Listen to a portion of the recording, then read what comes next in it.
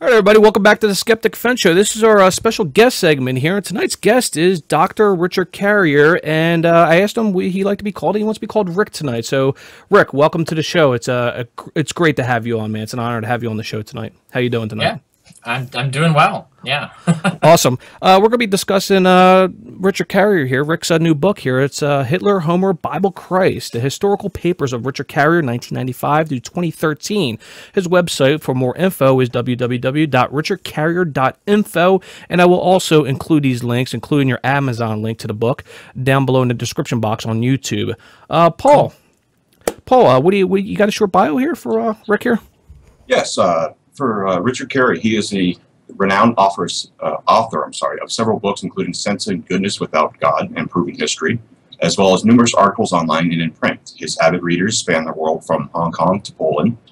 With a PhD in ancient history from Columbia University, he specializes in modern philosophy of naturalism and humanism, the origins of Christianity, and the intellectual history of Greece and Rome, with particular expertise in ancient philosophy, science, and technology.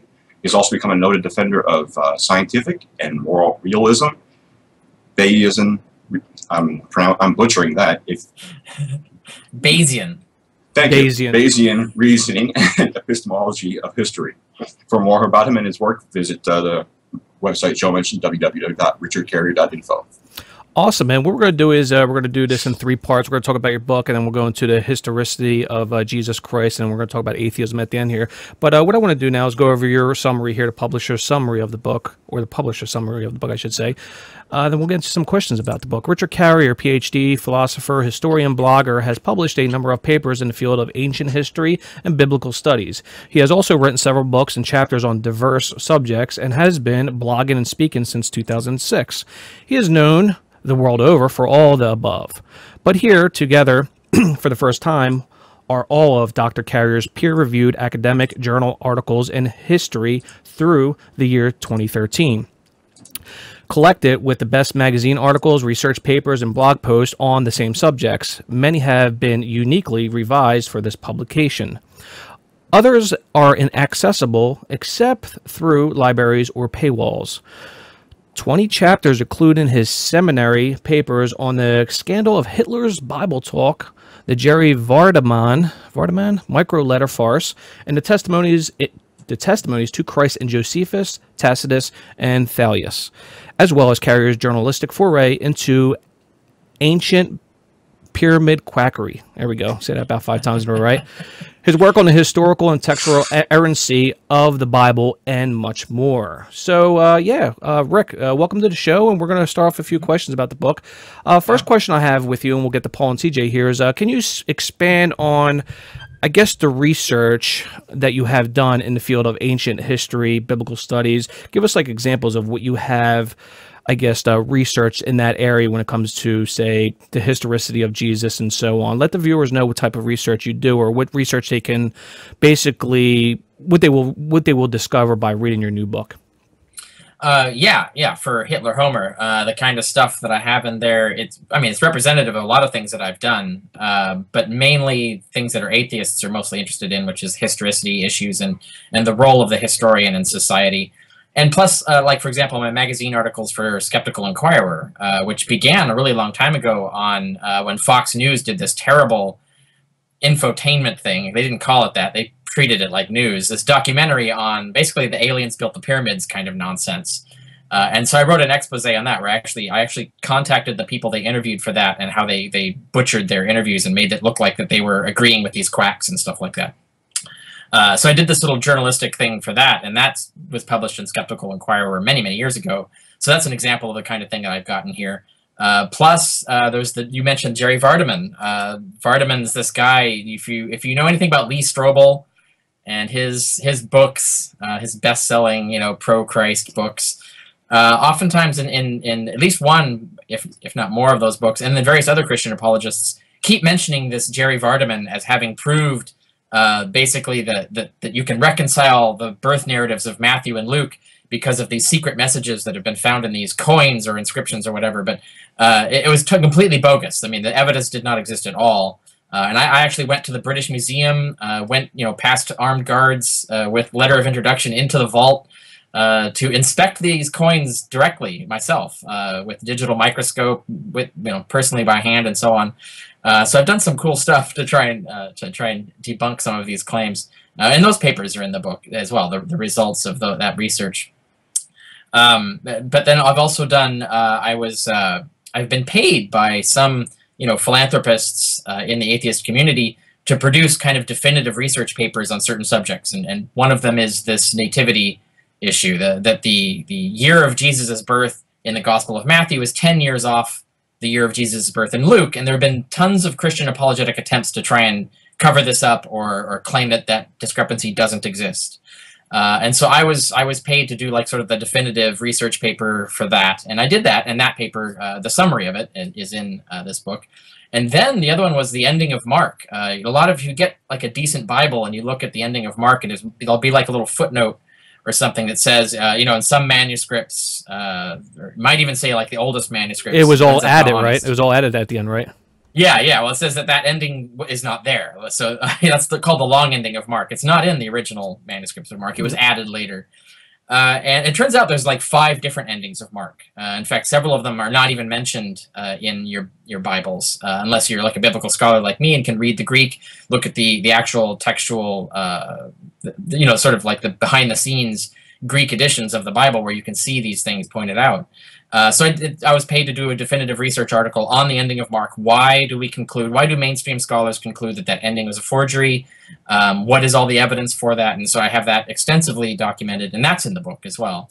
And then plus, when I finally got my fan grant to do the Jesus Historicity book, which I think you'll want to talk about more later, I did a lot of research for that, and some of it I couldn't just pack everything in the book, right?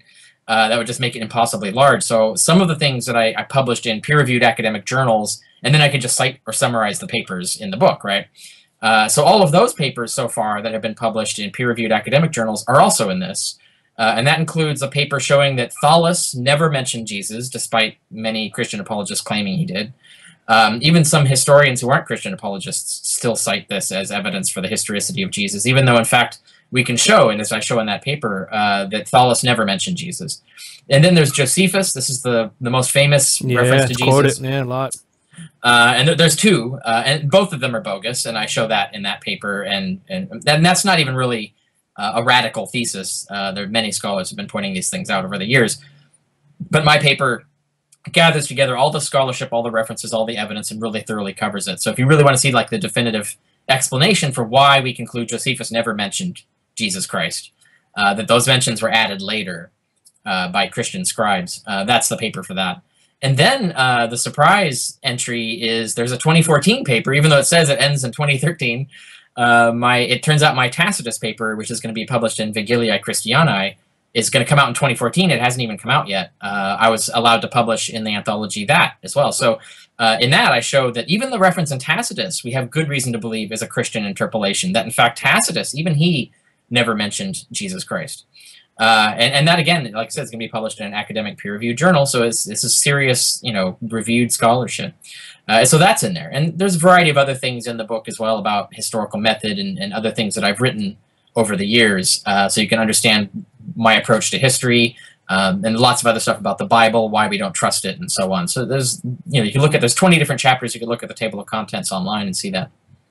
Man, excellent, man. Excellent overview there. I really do appreciate it. That's great. And the funny thing gets me, like you stated there, which I want to expand on a little bit, is the birth of Jesus, how they got the date wrong, and especially his birth. People claim, even a lot of theologians claim that, he was never born on the 25th, most likely because of the shepherds and stuff like that. Had to watch their flocks day and night. I know all about that, Yeah. Bart Ehrman, I read a lot about you and also David Fitzgerald's books too. Mm-hmm. And it's good information, and it's just weird how Christians are just so blind to these, I would say, facts, historical facts, and it's just pretty amazing. But that's why we're here. That's why we're here to educate people and hopefully, promote you, of course, your book and stuff like that. But next question I have for you, real quick, is, and it's more of basically a personal question for you, is what's your favorite or one of your favorite published academic articles or even a journal, I should say, one you either enjoy talking about or one that you are most proud of, I should say, or both, doesn't matter. Of my own stuff? Of your own stuff, yeah. You're probably going to say all of it, but yeah, Actually, the Josephus paper is pretty good. Or what did you enjoy doing the most? I should say, researching the most. What did you? Oh, that I enjoyed the most. Yeah, I'll rephrase the question a little bit. There we go. Yeah, that's a different way of looking at it. Well, the Vardaman articles were really the ones that were the most fun because I got to go to the British Museum and and see what behind the scenes, like the heavy security and how you get into the vault and how they help you, the little examination room, and I mean the whole thing. That was a really cool experience. And getting to look at the coin myself and all of that, and then getting to expose all of this crazy stuff. That was, I think, the most fun to do.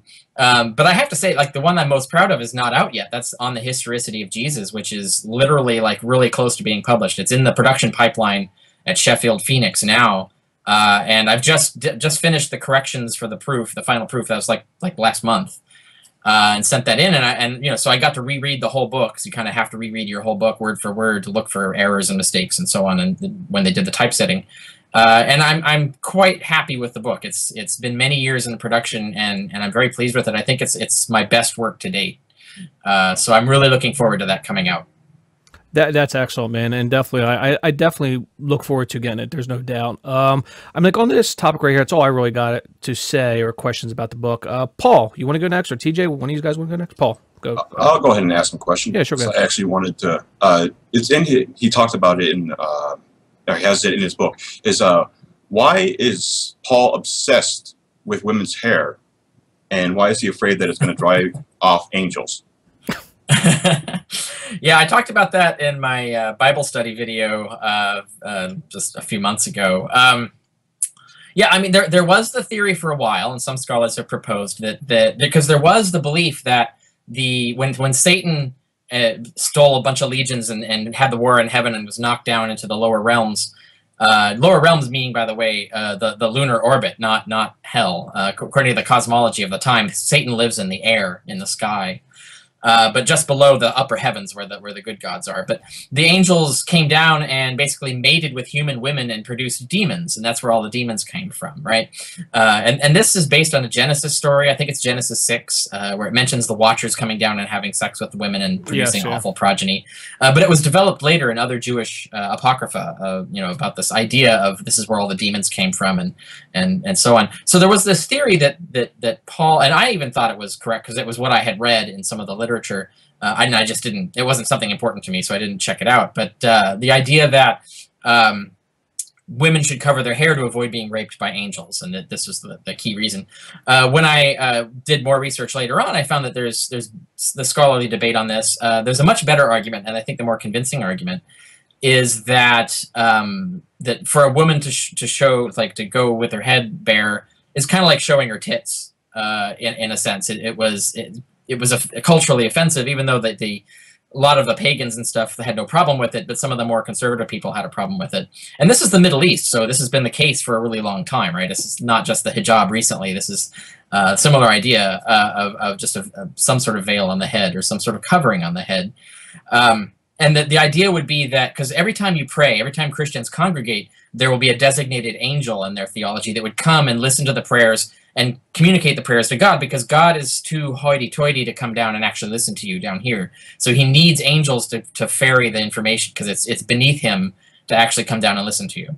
And so this is the cosmology of the time. So you had to have these intercessory beings, these angels that would ferry the messages between man and God. And the idea would be, if a woman came into church with her hair, basically naked hair, it would offend the angel of prayer, and the angel of prayer would leave, and then the angel wouldn't hear your prayers, and then those prayers wouldn't get communicated to God, and then God wouldn't hear your prayers. And so the whole idea is to try and not anger or offend the prayer angels, and so that you can make sure your prayers are heard. And there are scholars who argue for this from, based on the documentation and stuff we know from the culture and stuff of the time, and I think that's the more plausible explanation. Yeah, I was wondering, how did that lead to the belief that Paul was a misogynist that told women not to say shit? Because that's what that's what people always refer to. Women, be quiet, because Paul said be quiet. Oh, that's funny, because when he says about veiling, he's specifically talking about women talking in church. So he's actually that's the real Paul. That's Paul himself. He knows that women speak in church, and he's totally fine with it. He just says, wear appropriate attire. That's like all he's saying. So Paul didn't have these sexist attitudes. Well, he might have had some, the typical sexism of the time, but he didn't have this hardcore conservative idea that how dare a woman even speak in public or have authority over a man? Those words were put into his mouth. There were interpolations added to his texts by later Christians. And I think, I mean, how did that happen? I think it's more a question of what typically happens to religions. When religion starts out radical, world-changing, revolutionary religion, and then as it becomes larger and more institutionalized and money starts coming in, it becomes more conservative and starts to reflect the culture around it, and it isn't radical or revolutionary anymore. And so you started to see the more hierarchical views start to creep back in. So Christianity of the 2nd century started to look a lot like society of the 2nd century. It wasn't radical anymore. And so a lot of these conservative ideas got filtered back in, and so they basically men took over and started saying women need to shut up now. Like women have been too talky in this cult. We can't have that. So we got to, and there's got to be authorities. Like some people are more important than other people, and that hierarchy has to be respected. Whereas Paul was very anti-hierarchy, other than just authorities in terms of who Jesus had actually appeared to.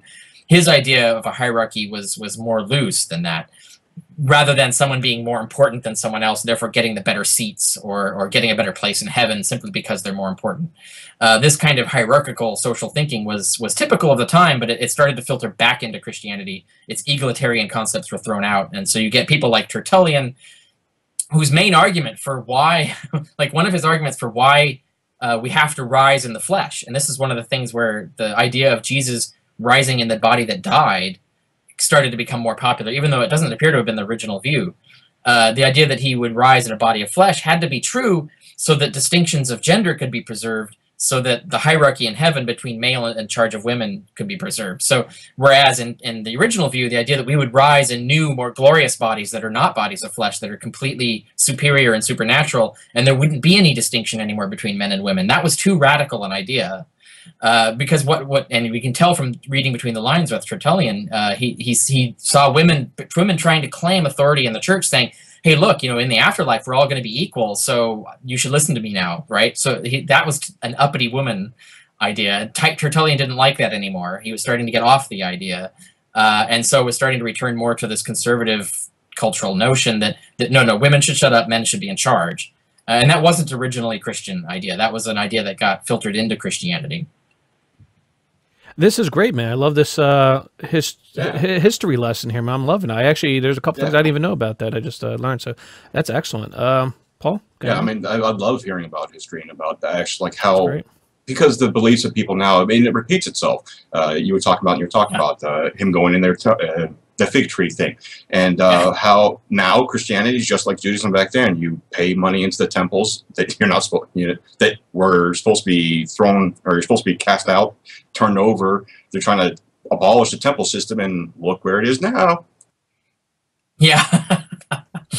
Yeah, well, the temple system was that you'd ultimately, I mean, there's animal sacrifice and all this ritual and so on, but it ultimately, economically, socially, reduces down to you buy off your sins. You pay God to ignore your sins. That's basically what it came down to, was the system. And there was this complex ritual system involved to support this concept, but at root, that's basically what you're doing, is you're paying God to ignore your sins. And you have to do it every year and throughout the year and yearly and so on. And this whole process, cost money, and you had to maintain it. The Christians were rebelling against this idea because it put, basically, there's a lot of reasons why, but the main reason was it put focus on the temple, which a lot of Jews were seeing as being the central problem politically and socially for everything, because basically Rome controlled Judea. So that Rome controlled the priests controlled the temple, therefore Rome controlled the temple, so that it was this sort of corrupt elite. And that's why you see Jesus going around lambasting the hypocrisy and the corruption and the vanity and wealth mongering of the elite. It was an anti-elite. It was basically the original Occupy movement, right? Is this idea as being very much anti-corruption of the elite. And the only way to get rid of the elite, there was only two ways. Militarily, which meant you had to go up against Rome, and Rome was indefeatable. So anyone who have sense would see that that's a losing proposition. And the alternative is just cancel the temple. Like, come up with a system whereby you can communicate with God directly, get forgiveness of sins directly, and not need the temple anymore. So once the temple becomes irrelevant, you're freed of that corrupt elite. So you're eliminating the middlemen, essentially. And that's what original Christianity was about. And then, of course, it became increasingly more Gentile, and so it started to forget the original plan, and it started to have it became its own monster, essentially. It was feeding itself. But like you notice today, we don't have that whole ritual sacrifice system, but and we don't have straightforward forgiveness of sins. It's not you can't buy like you could in the Catholic Church at one time when before the Protestant Revolution, you could pay the Catholic Church to forgive your sins. Now you don't do that directly, but you do it still. That's what preachers say, right? It's like the more you give to the church, the more God will forgive you for all your sins. It's the exact same model. Now it's just sort of, it's more warm fuzzy, more indirect. So it's become the very thing that Christianity originally rebelled against. So Christianity is just basically, like you said, it's just gone full circle, and that's where we are now. Wow, awesome. That's Nice. great, man. Yeah. I'm loving this. This is great. TJ, what do you got? You got any questions before we move on to historicity of Jesus? What do you got, TJ? Are you there? Yeah, yes, I am. I appreciate you coming on here. I have just one simple. You'd be doing me a favor by answering this. I encounter a lot of theists, you know, and I debate or argue with them, whatever you would like to call it, and they use a lot of circular reasoning that's based on the Bible, you know, always coming back to the Bible, always coming back to it. And we all know like the common biblical quotes that will say, well, if you believe that, well, then you also believe this, and you try and throw that in their faces to try and maybe. But do you have any that that you cover in your books, maybe any biblical stories or quotes, verses, or even editing, biblical editing that you cover in your books that I could use to, you know, quickly go to and find some of the more uncommon verses? You mean verses that should be embarrassing to believers? Yes. Yeah, basically, yeah, sure. Yeah, actually, not in my books, but online. There's a thing called the Will of God that I wrote, and you can get to it from my website at www.richardcarrier.info. One of the links there is my Jesus Studies link. On the Jesus Studies page, one of the things in there is my Will of God page.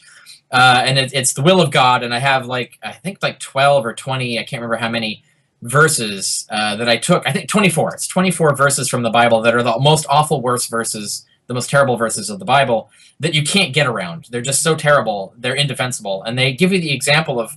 They prove basically that the Bible is a morally vile book, and so if you don't even know this, I mean, it's like Mein Kampf. It's like going around saying Mein Kampf is this great, beautiful book of light, never having read it, right? And then when someone points out all the awful things in it, and you try to make excuses for, well, no, Hitler didn't really mean that. You know what I mean? Like if you had this sort of apologetic for Mein Kampf, when if you step back and look at it objectively, you'd say, this is horrible. Like, why are you defending this awful book? So those 24 verses are the worst. And yeah, I've assembled those. Can you pick like your top two just to give us right now? I have to. Let's see. I'm going to go right now if I can. Oh, let's see if I can do this. If you want to give me the link through Skype or whatever, I'll definitely check that out. And I will include all these links down below. There's no doubt. I'll go research that, what you just said, and then I'll include all these links for you also. Yeah, I'm going to really quick. Here it is. Okay. I just need to look through and see, because there's so many, I have to figure out which one is the one that is my favorite. Yeah, because they're all pretty good. I mean, they're pretty bad. If you can't decide between two, you can always do two if you can't decide. Well, there's also Skeptic's Annotated Bible, which, you know, gives you so many great verses as well. Yeah, it's okay, but it doesn't really give you descriptions on, you know. Yeah. Well, yeah, there's all the slavery. There's the sex slavery. That's pretty bad. That you have to execute gay men, but lesbians apparently are okay. Huh. Yeah, there's no actual death. There's no death penalty for doing a lesbian act, which is weird because if you look in the section where the death penalty for homosexual acts is represented, it's man on man. But there's this huge long list, very weirdly specific list of sex crimes, like exactly which relative you can or can't have sex with, exactly which animal. You know, it's weirdly specific, and yet lesbians aren't there. And I think the reason is because it's such a patriarchal, sexist text that the idea of women pleasuring other women didn't even occur to them. Like they're so isolated from female culture that they didn't even have the idea. I probably didn't even imagine that as being a threat to anything, or even if it being a thing to worry about. So that's probably the only reason it's there, because there had to be lesbian sex going on. And just as you know, biblical scholars will point out, it's like you don't make a law against something unless it's happening. So all these very specific laws against sex with animals proves that there was a lot of animal fucking going on at the time. That's why you wouldn't need to make a law against it if it wasn't happening. So that's, but conversely, the fact that there's no law there, so that doesn't mean there's no lesbian sex going. It means there has to be some reason that it was invisible to the writers of the Bible. And anyway, so that's just a side comment on that. Oh, well, you know, the worst one is because, especially for these patriots, and this relates to the Cooter report earlier. You watched that? Yeah. The idea of patriotism. Because you had, was it DeLay? I can't remember who it was saying that the Bible, the Constitution is based on biblical principles, right? That's I love that because it's so easily refutable with this quote, which I'm going to mention in a moment. But I'm going to plug another work of mine. I don't know if you've been following John Loftus. John Loftus has been editing these volumes, his anthologies. The Christian Delusion and The End of Christianity are two of them. And I have chapters in those books, and I'm really proud of the chapters in them. They're very good. And there's all the other authors have really great chapters in these books. It's really totally worth checking out these books. And the Christian delusion is, you know, based on the God delusion, and the end of Christianity is based on the end of faith. You know, so he's going through the four horsemen. He's just going to do three. And the last one, the end of the trilogy, is going to be Christianity is Not Great, which is based on God is Not Great. And we just finished it. We wrapped it. We're going to do proofs soon. So that will be out like by the end of the year. And I have two chapters in that. One is proving that the Constitution is not based on the Bible, but in fact is very anti-biblical. And I go through it detail by detail. And then the other is I prove that the Dark Ages were actually awful compared, in contrast to Christian apologetics recently that try to claim the Dark Ages were awesome. Yes, that's a thing. It really is. So anyway, those two chapters are coming in there. But if you want to see the full argument about what I'm going to talk about, that chapter on democracy, the American democracy did not come from biblical principles. In fact, it came from very anti-biblical principles. But that's coming in Christianity is Not Great, edited by John Loftus, probably towards the end of the year. But this brings me to this quote, and for people who have their Bibles out, Deuteronomy 12, basically Deuteronomy 12 to 13. And the way I describe it is, it's the will of God that you must abolish religious freedom with murder and terrorism. And it describes actual using terrorism to prevent people from practicing other religions. So it's basically, it's a law book saying that Christians should behave exactly like Muslims behave, who engage in terrorist acts to try and enforce their religious will. And so it's justifying terrorism, it's justifying murder as part of the law of God. This is the word of God himself. God is speaking in God's voice. And this is the law that's being handed to Moses that's going to become the law of the land. And so it's exactly the opposite of the First Amendment. It's very much saying, no, if someone's going to practice another religion, kill them. And in fact, burn their towns, burn all their animals, and then basically to terrify any other cities or any other people from doing what they did. And it goes in detail talking about this. It's a really horrific passage. Just when you realize that this is the law. This was the law at that time. And it's one of the most awful things. And it still goes in Car, Africa. You know, you see in a car now with the genocide going on currently. You know? But I mean, that's not terribly. What you're talking about was not terribly embarrassing. As far as like, I've seen them try to argue that it's because it says in the year of our Lord on like, the Constitution, on the Constitution. Therefore, that they really believe, that's all based on it. I've seen the stupidest arguments. What was the one you were talking about? That the Dark Ages were great. Yeah. I honestly think because I make a lot of videos on YouTube, and I think I read a comment where someone made that claim. Yeah, it's really ridiculous. Yeah. Well, I appreciate that. That's all I really wanted to ask. I'm in the middle of reading some of your books, so I look forward to those new ones coming out. I'll definitely check them out. All right, let's get on to let's see here. Let's get on to I got a couple of viewer questions, if I can ask one real quick, and if we could keep them down to maybe a couple minute reply, that's fine, so we can move on to historical or historicity of Jesus. We have a few questions on that.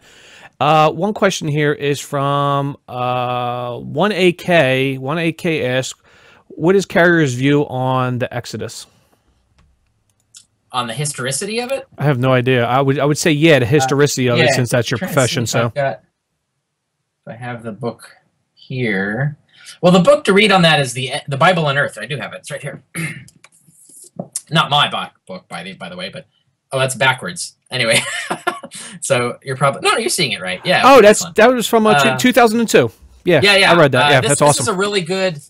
Basically, it's written for ordinary people to get up to speed on what is the mainstream view in Old Testament studies today. Not the fundamentalist Christian view, but secular and liberal scholars who aren't, sworn to their institution to defend biblical literalism. Exactly. Yeah. The scholars who are actually free to have opinions, their own opinions and stuff, have to reach conclusions that might go against their dogmas. What the mainstream view among them is about the Bible, and they talk about the Exodus and why historians have concluded that the Exodus is a work of fiction written hundreds of years after the fact, and that none of the people in it, or at least none of the Jewish heroes in it, ever lived, or if they did, they didn't do or say any of the things that are in that book. And yeah, that's pretty much an accepted mainstream view. It was a radical view in the 70s when Thomas Thompson, who's one of the famous scholars who started proposing it, and he got attacked and had to deal with a lot of bias and prejudice and attempts to destroy his career for proposing this. But he stuck with it, and it's now become the mainstream view. So his views won out on that. It's pretty much everybody agrees now that the Old Testament patriarchal stories are bogus. Oh yeah. So that's pretty much the mainstream view.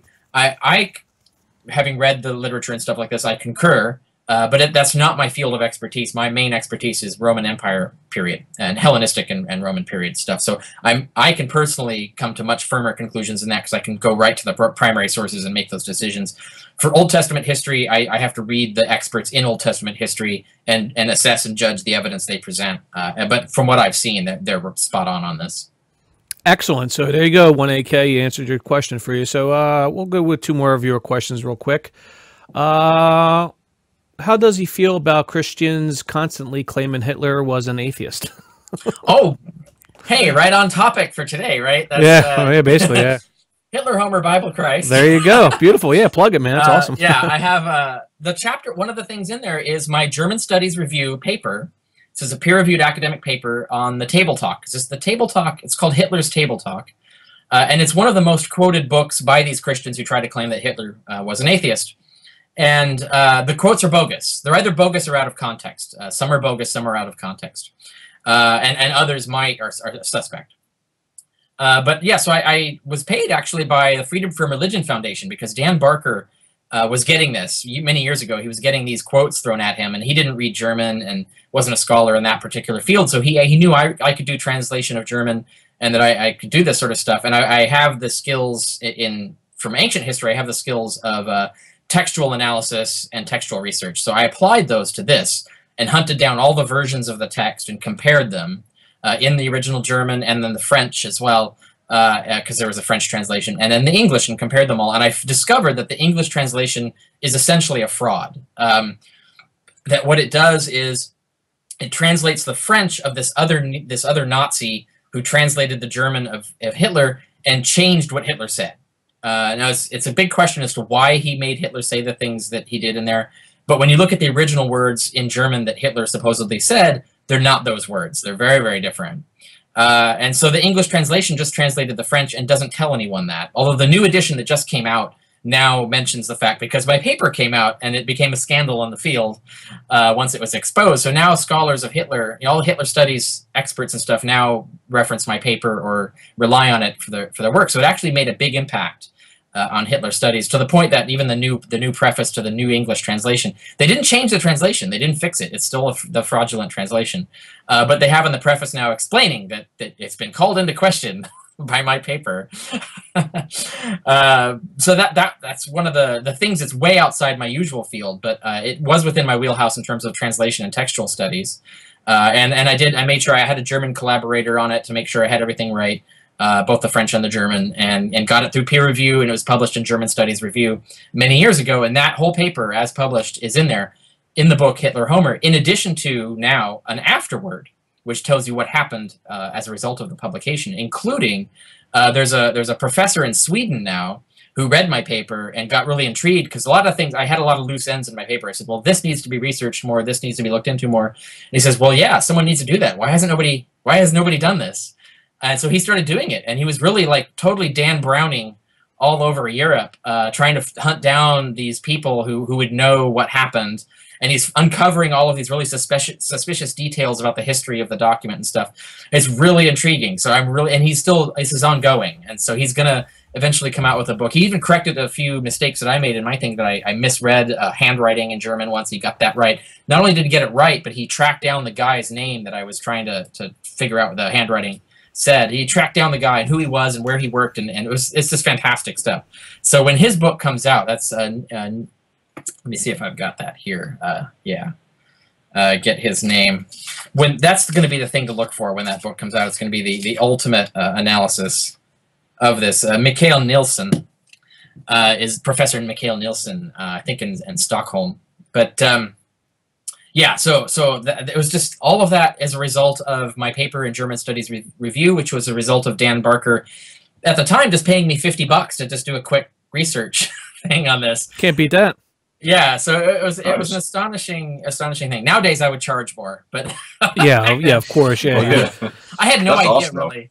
Yeah, I had no idea that it would come in. That's how much I would find. I thought I would quickly be able to just check the quotes for him.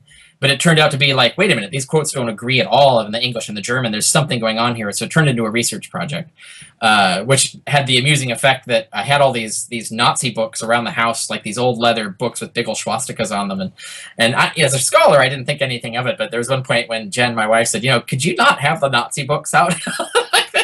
It looks really creepy, and it might freak out guests. I was like, "Oh yeah, I guess that would be a little." Oh, that is 999. Yeah, like 999. Yeah, but if you're an anti-Nazi, you have to study the devil's literature, right? So that's the only reason I had all that stuff around. But it was kind of funny when I was doing the research for that. Awesome sauce, man. That's great. All right, viewer questions are going to have to wait. We got a bunch of them here. We got like another 5 more, but I'm not going to get them right now because we're running a little behind right now. So I want to get on to the next topic here. I would like to discuss with you is the historicity of Jesus. We only have probably a couple questions on this. Actually, I might take a viewer question for this. One viewer question here was Jim the Marxist. Thank you, Jim the Marxist, for your comment. Or your it's a comment. I don't have a question, but you're a sexy beast. I know I am. Thank you very much, by the way. I'm pretty sure they were talking to me. No, they actually did say that. Yeah, I'm sure they're talking about you. Oh, that's great, TJ. Oh my God, it's funny.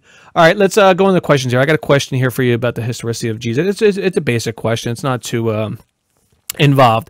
David Fitzgerald, he's a friend of the show, and I enjoy his books and stuff like that, and he actually answered this question, so I want to hear what you think about it. He stated that he does not believe in the historical Jesus, and I think you might have already answered this somewhat, but go into a little detail. Do you believe in a historical Jesus? Did he ever live, and do you agree why, or don't agree why?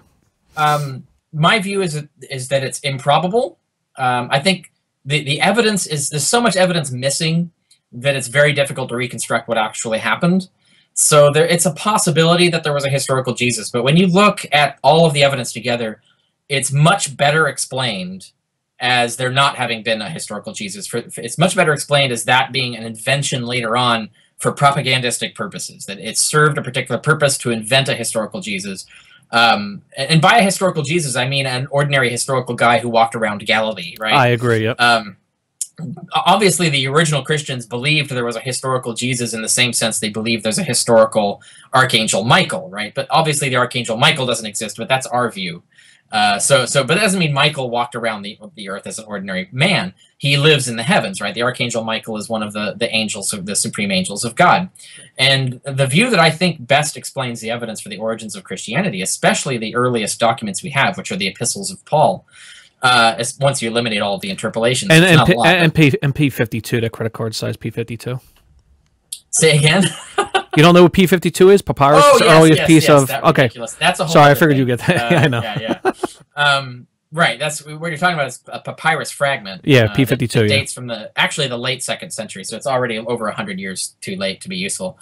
But no, when you look at the original texts, which are the epistles of Paul, it looks like they're worshiping an archangelic being. Jesus is a celestial being who is a pre-existent being that God created. He was the first thing that God created, and that he basically was the celestial being in the heavens, that he was the high priest of the supreme temple in the heavens, and underwent this whole incarnation and death and resurrection, or death and burial and resurrection in the heavens, in the lower heavens, but still in the heavens, not on earth. I think this makes a better explanation of the evidence we have, and that the idea of him being on earth came later. It was a way to allegorize the story, and then eventually became rhetorically useful to claim the allegories were true. And I do talk about why that would be, using some of the scholars who've argued this, and these are actual professors of religion, not just amateurs, who've argued that this makes sense. And I talk about this On the Historicity of Jesus, and that's the book to get for the full story of that. And I think, like I said, I think it's more probable than not. I think the odds are low that there was a historical Jesus, but it's not one of the things I'm most certain about it, the ancient world. So I wouldn't bet my life on it, but I'd bet maybe $1,000 or $2 on it. Yeah, I think you and I would say David Fitzgerald pretty much eye to eye on that when it comes to that view. He claims that there definitely was no Jesus, especially when you look at the evidence like you stated here, which is very similar. That's the question I have, Paul. I think you have a question on Jesus, historicity of Jesus. Yeah, I actually wanted to know if he knew any good. He's right here. He's right here. Yes, I'm asking. Okay, Rick's yes, here. Rick, say hi, Rich. Books or Rick. Do you have any good books or places or information where you can find out what is actually supposed to be literal Jesus and what is kind of the, the historical Jesus and the literary Jesus? Like obviously, the more allegorical ones are bullshit. So, is there anything that could actually be seen as possibly should be in evidence for him? That's a good question. Yeah.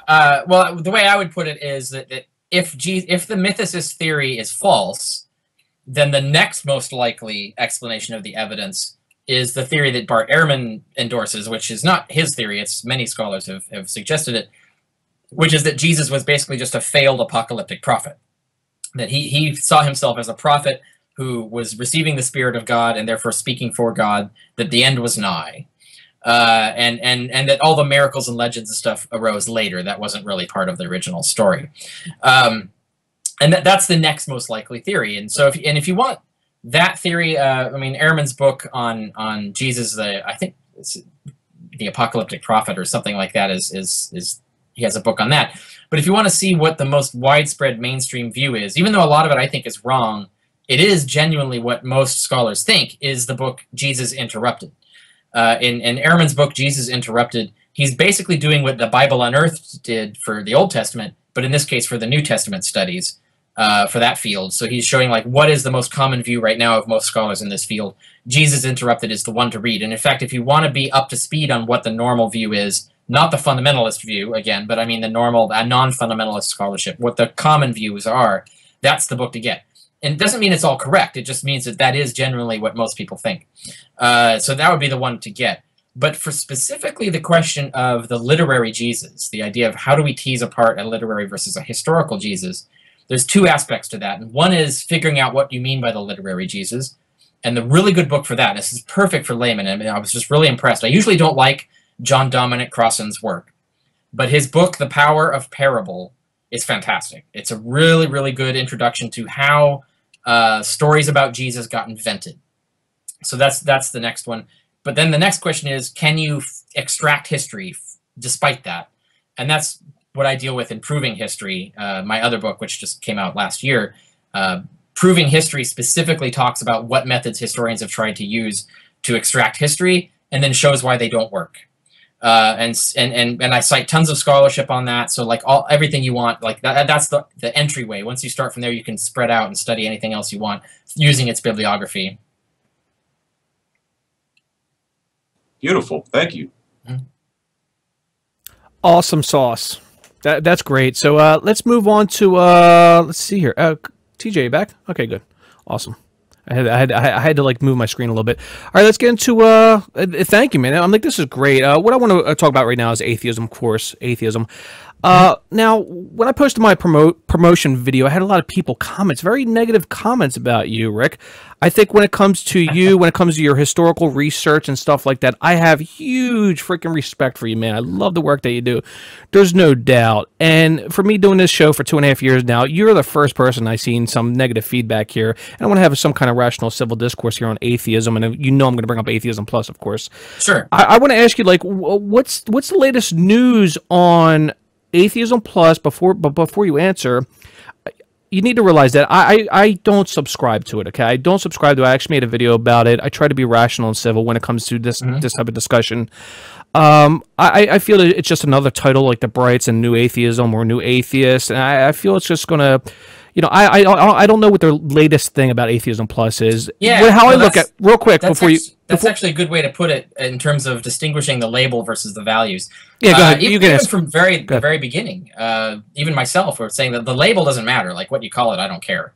What's important were the values, the value message behind it. And in that sense, we've been very successful. We've actually been pretty good at getting the things talked about that we wanted talked about, which is talking more about moral values within the atheist movement, being more self-critical of the atheist movement, being more inclusive of women and minorities in the atheist movement. Mm-hmm. A lot of the goals that we had, we've actually been pretty successful with, like getting, for example, the interests of the blind and the deaf more listened to and taken care of through the various atheist media, so they can actually participate in atheist conferences and atheist writing and atheist blogs and things like that more easily than they could before.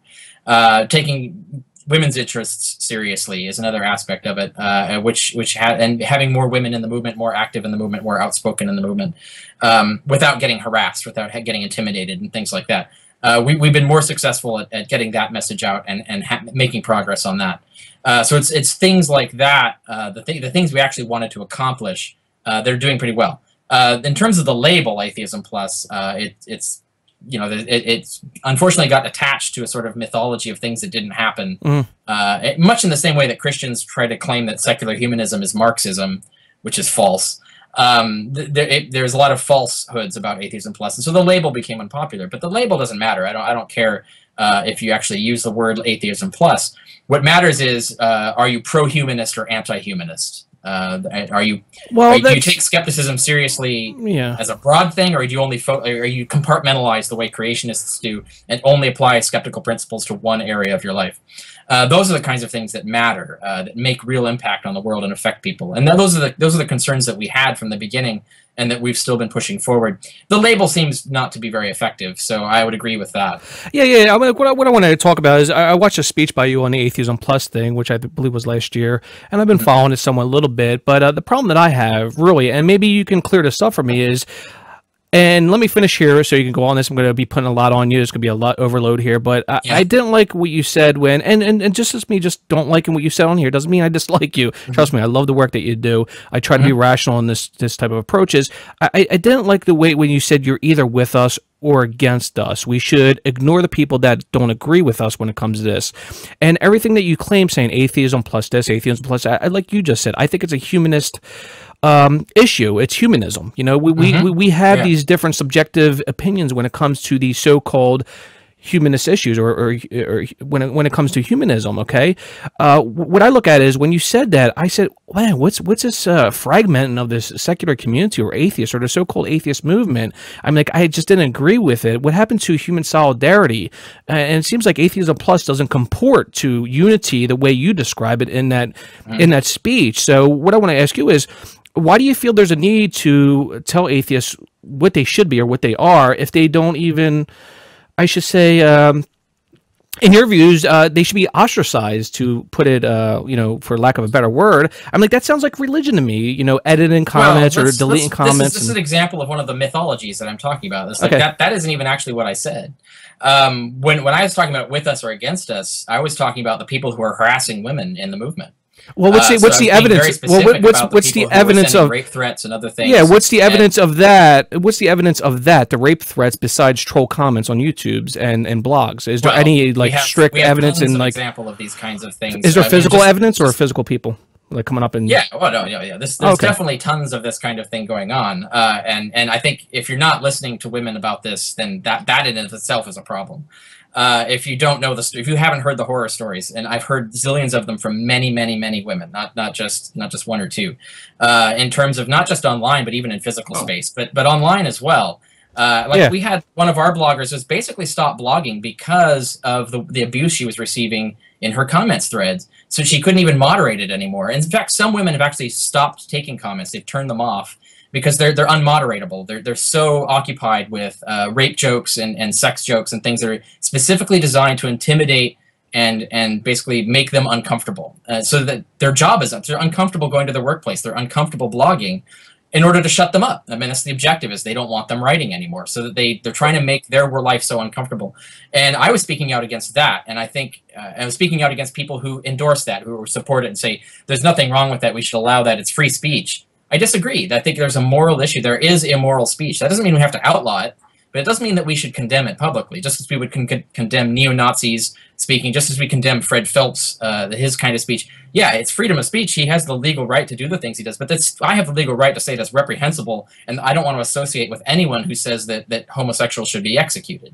And there are atheists, by the way, who actually agree with the idea that gay sex should be outlawed or should be socially censured, or that gays are inferior to heterosexuals. These atheists do exist. They're not a huge minority. Yeah, but aren't these troll atheists? I mean, like, is there evidence? Like, No, but even if they're real, even if they're real, this happens in any kind of demographic. Atheism I think. I don't know if I think atheism is something that you can use as a commonality to just go and like, you know, hang out with other people or whatever. It's, to me, it's something like, if you take, you know, introduce me to 10 other atheists, there's a very little chance that I'm really going to like any of them. And I mean, but this is true. Well, I mean, but that was kind of the idea of what we were talking about, was that, can we please make a situation where we can have safe spaces for atheists, where we're not going to have these guys who mistreat the women in our movement and therefore drive them out. And this comes on the tail end of a long conversation that was going on about 5 years ago with real space problems, where women were, that the number of women coming to atheist meetings throughout the country was surprisingly small, and people kept asking, why is this? Why can't we get women to come? And the women were saying, because we get mistreated every time we go. And then there are a lot of men who were just ignoring the women saying these, telling these stories about how they get there, and they were made very uncomfortable. And they would explain like what behaviors were making them uncomfortable, why they didn't like going to these events. And so this started to get resolved. I think it's gotten a lot better in the last 5 years. Changes have been made, I think, in terms of the perspective on this. But it was a real thing that was going on, and we were working on improving it. And then when it just kept going on in virtual space and was making it difficult for women not only to participate in the movement, but was actually turning people off. This is a big issue I had recently when I was trying to do a interview series with women in philosophy. And I was curious why there are all these atheist women philosophers. Why are none of them affiliated with the atheist movement, like American Atheists or anything like that? Why are they not coming to conferences and talking and stuff? Why is that? And I actually talked to a lot of them, and they said they don't want anything to do with it because they're seeing how the women in our movement are being treated. And there was a few cases where some women outside the movement, like who were in the humanist movement, moved into to comment in the atheist space, and the kind of harassment they received through email and other things was so horrible. They said, "Oh my God, I don't want to have anything to do with this anymore." And so they were actually driven away from the movement by this behavior. I mean, this is a serious issue. If you're going to put all your ideologies out there and your opinions and everything out there, like I do in my YouTube videos, I just kind of let it all hang out. I expect that I'm going to piss some people off, and they're going to say some nasty shit. I get death threats and stuff like that, and you just got to have thick skin if you're going to put yourself out there. I doubt you get it anywhere near the scale that these women do. Oh, no, I'm not saying I get rape threats or anything like that. I certainly don't get I've gotten death threats. I'm talking about the volume of the oppression, the volume of the harassment, to the point where it becomes extremely uncomfortable to even continue participating in the movement. But wait, is there... The scale is huge, because I have the same issue where I have saying things about me, and then I look at the email inboxes of some of my female colleagues, and I'm horrified. It's like, oh my God, if I were constantly being hit with emails, like hundreds of emails like that, hundreds of comments like that every week, I would fucking leave the movement. There'd be no point to even continue. And I think that is reprehensible and needs to be condemned. And it should be condemned no matter what. I mean, even if you're saying like you're receiving death threats, why wouldn't you condemn that? Why wouldn't you say that you're being an awful person if you're sending death threats to someone? Yeah, I do, but I don't make it. Yeah, but I don't make it publicly known. I don't make it. Hold on, Paul. I don't make it publicly known that it's a problem. He receives some of this stuff too. I agree. That's still bad, and you should still be condemning people who behave that way. I don't think it's something you should just have a thick skin. I think you should be condemning it as well. It is actually wrong to do that, and it should not be tolerated within the movement. We should be more humanistic, more compassionate, and have higher standards in that. And we should openly speak about that and not be someone who's just going to stand by and be totally cool with reprehensible behavior that makes it uncomfortable for us to work. No, I understand that, but you're talking about this volume of offensive comments, I'm not seeing any kind of evidence or anything that would that would recommend that this is a really huge friggin' problem. Only thing I hear is hearsay. I'm assuming you don't talk to a lot of women. No, I talk to no, I do. Oh no, I do. You need to talk to a lot of the female bloggers. But also when it comes to when you look at the feminist issue, and okay, I agree, feminists there should be all equality no matter what for the genders. I agree with that 100%. But you do have this extreme feminism out there where they have been caught lying. Here's what I think is happening. That's false generalization. If we're going to talk about specific examples of someone lying, we're talking about specific individuals. We're not talking about feminism. Yeah, I know. I understand. As a movement of liars. Right? Paul and TJ. And so, that's an example where I would if you were to say that, I would research it and find out what the facts were, because oftentimes I hear these things and then I check them out and they don't turn out to be the way that they were claimed. And this is one of the things that I've run into many, many times, where someone has said something on one side, I research it, it turns out not to be true. Someone has said something on the other side, I research it, it turns out to be true. And this has happened, probably at least 100 times now. So that through the dialogue, having a lot of conversations, and looking at and communicating with women in the movement, women speakers in the movement, women leaders in the movement, I've seen a lot of this, and I can see the huge disparity between how the women are being treated and how the men are being treated, because I know a lot of men in this movement who are bloggers and so forth, and I see what kinds of shit that they get, and the scale of it, the amount of it is nothing comparable. I think maybe that has something to do with the fact that these women have made it clear that it affects them, and that and obviously when you do that, you're going to attract a lot more attention from people who are just wasting. And no, it's not. You're absolutely right. That's not an excuse. But it's for a reasoning of why they get so much more. Yeah, but still, But my point is, we need to condemn it. We need to be outspoken and say, this is wrong. We don't approve of this. This is not what the atheist movement is about. I doubt there are a whole bunch of atheists in a group together that say oh, we all support rape. Well, not support rape, but they do support rape threats. They do support the use of harassment to achieve their goals. There are atheists who do this. It's not about atheists. I think it's just not even necessarily a majority. It's not even necessarily a majority. It could be literally just the 1% who are statistically sociopaths, because 1% of any population is sociopathic. If there's 100,000 atheists and 1% are sociopaths, that means there's 100 sociopaths in the atheist movement. If there's 1 million atheists, we're talking about a lot of sociopaths, right? So it could be just them, but that doesn't excuse it. We should still be condemning them. We should still be saying that we don't want to associate with or be associated with sociopathic behavior in the atheist movement. That's something that we stand out against. That we are against that. We don't approve of that. That is not something that we think that it should be continued or endorsed. But who approves of it? I mean, who would approve of that? It doesn't have nothing to do with that. It goes with any demographic. Literally, 1% who approves of this? Is the standard generic. This is just common sense. This is rational thought. It's just the fact that because atheism is so large now, it's demographically representative of the community. That means that there's 1% of us are sociopaths, just as with any other community, whether they're Christians or anything else. And again, we don't want to be associated with that behavior. We want to actually make clear that the rest of us, the other 99% of us, do not endorse this kind of behavior, that we think it's wrong. But who endorses it? Who endorses it? I mean, who endorses that? Who would endorse that? That doesn't matter. All you have to do is it does matter, I think. Someone in the comments says the MRA. You're criticizing me for basically saying that I no longer want to associate with these people. Well, I'm just saying, it's pretty much common sense not to endorse it. Yeah, but that's what I'm saying. But if you're going to attack someone for saying that we shouldn't be associating with these people, we shouldn't be endorsing it, that we shouldn't be passively accepting it, that we should condemn it, then it's like apathy is the glove into which tyranny sneaks its hand. I think a lot of problems we have is the people's claims. You don't want to do that. You want to actually be more vocal against this kind of behavior and say, no, it's just wrong. I don't care if it's disproportionate for women or men. It's wrong, period. And we don't actually associate with that. We don't approve of that. And we don't think it's nice for atheists to do that, and we don't actually want to affiliate with atheists who engage in that behavior. Yeah, I understand. We want to make it unpopular behavior, essentially. We don't want to make it okay. Yeah, but I understand what you're saying, and I disagree to a certain point, but what it boils down to is when somebody comes out of the elevator and they said they were hit on and all this stuff, and there's no evidence to back up this claim, and somebody runs with this claim, That's a whole other story. That's and then they run with the story like it's a big, huge problem, but there's no evidence to support it. It bothers me that you think that the story is false. First of all, Well, no, I'm skeptical about it. I'm not saying it's false. no, I did not say those words. I did not say those words that it was false. We need to retract that. I did not say it was false. I just said, how are we supposed to believe people that make this type of claim? Where's the evidence? That you don't think women get inappropriately hit on in elevators? I understand, but when there's two sides. Well, there's two sides to a story. I'm not going to sit here and say, yeah, she's right. Oh my God, I'm going to believe what she said. No, I have to be a little skeptical. This actually bothers me because it sounds to me like merely the fact that she's a woman telling a story. No, absolutely not. We'd go for a man you too. Think she's lying. No, we'd go for a man too. It's that you think that all guys are like trying to get on women in an elevator, and women need to be scared. First I think of all, is kind of the point. Neither did she.